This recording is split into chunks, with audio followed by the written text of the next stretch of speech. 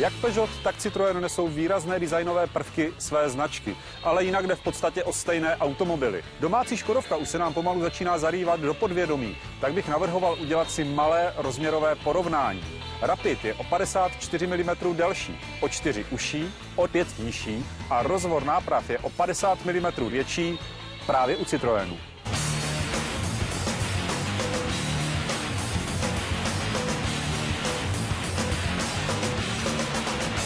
Z čelního pohledu mi vůz připomíná C4, kterou považuji za nejpovedenější současný Citroën. Z boku už jsem si u této značky odvykl vídat linie sedanu. Pravda, předchozí C4 se jako sedan také vyráběla a byla určena především pro ruský a čínský trh. Tahle dvojice chce ale uspět i v Evropě. Je na to připravena? U každé novinky se zákonitě mluví o kvalitě. Na rovinu, ta se většinou pozná až po delším užívání. Ale jsou věci, které od začátku prozradí moc. Co takhle spáry mezi karosářskými panely? Jak vidíte, spáry jsou malé a hlavně stejnoměrné. Paráda. Důležitá hodnota je rozvor náprav. Činí 265 cm. To znamená, že v interiéru bude místa více než dost. Velký přesah karosérie za zadní nápravou naznačuje, že o zavazadla se starat nemusíme. Nastupování a vystupování je pohodlné. Dveře jsou široké, velkým úhlem otevření. Do hlavy se nemátím. Na rozdíl od kolegů mám něco pouze ke 180 cm. Udělejme si srovnání s domácím Rapidem. Jeho výhodou je fakt, že toho víc uveze. Peugeot a Citroën zase startují na nižší základní ceně. Tu však Škodovka vyrovnává lepší výbavou, především co se týče bezpečnostních prvků. Potěší také nabídkou 2 zážehových turbomotorů, které v nabídce francouzské dvojice zcela chybí.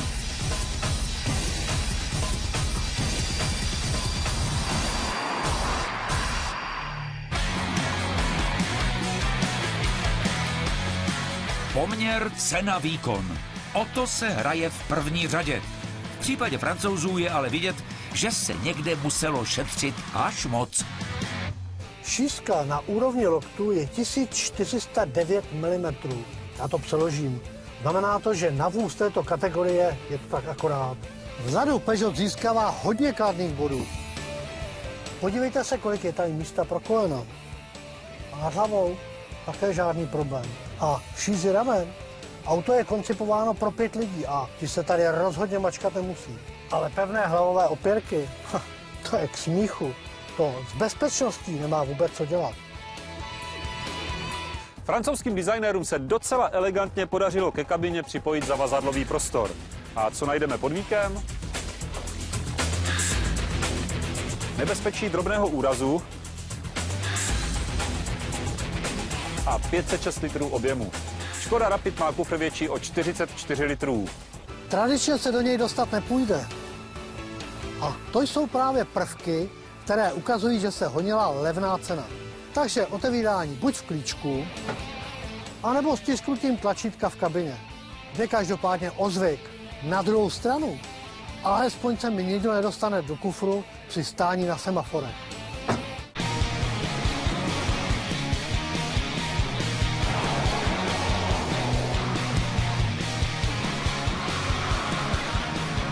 Posez za volantem je docela příjemný.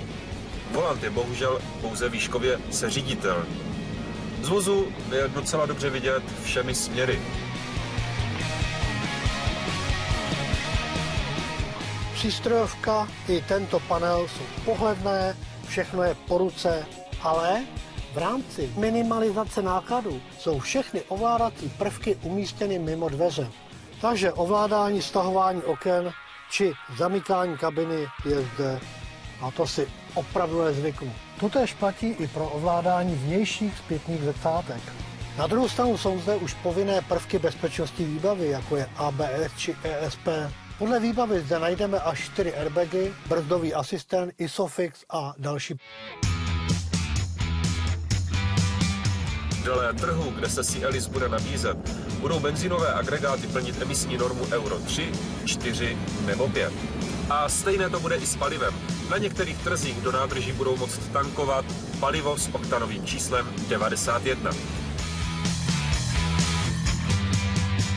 Od tohoto modelu Peugeot očekává, že se v rámci objemu prodejů na celém světě stane nejúspěšnějším vozem značky. No, držím palce, ale konkurence je opravdu silná. Samotného by mě zajímalo, jak si nové sedany povedou v České republice.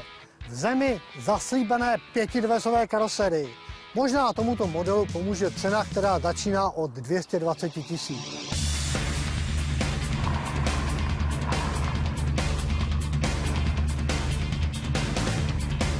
Náš naftový motor je osvědčenou pohonnou jednotkou.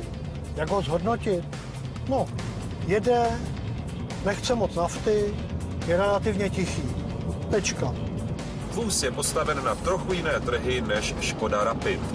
Konstrukčně, ale i technicky je připraven odolávat vysoké fyzické námaze, ale i velkým klimatickým výkyvům. Automobil je hodně robustní. Nevadí mu jízda po dálnici, ale hlavně ani lehký terén. Levné sedany, kam Citroën Cialis patří, jsou rozměrově blízké vozům nižší střední třídy, kde figurují Škoda Octavia, Hyundai i30, Kia Ceed.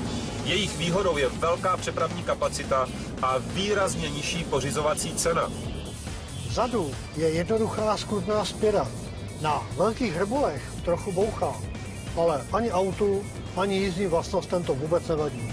Bubnové brzdy na zadních kolech jsou vždy znakem levného auta, ale v provozu to nevadí. Na kvalitních silnicích mě vůz docela mile překvapil nastavením podvozku. Na to, jakou má světlou výšku, jsem zde postrádal klasické francouzské boční náklony. Pokud jsem přizpůsobil rychlost, stavu a povaze vozovky, s neuvěřitelnou lehkostí se podvozek vyrovnával s nerovnostmi. Horší už to bylo při dynamické jízdě na nezpevněné komunikaci, kdy měl vůz tendence nekontrolovatelně odskakovat. Za málo peněz hodně muziky. Líbivé heslo? Otázkou je, kde se stanoví hranice. Jak Peugeot, tak Citroën dle nás balancují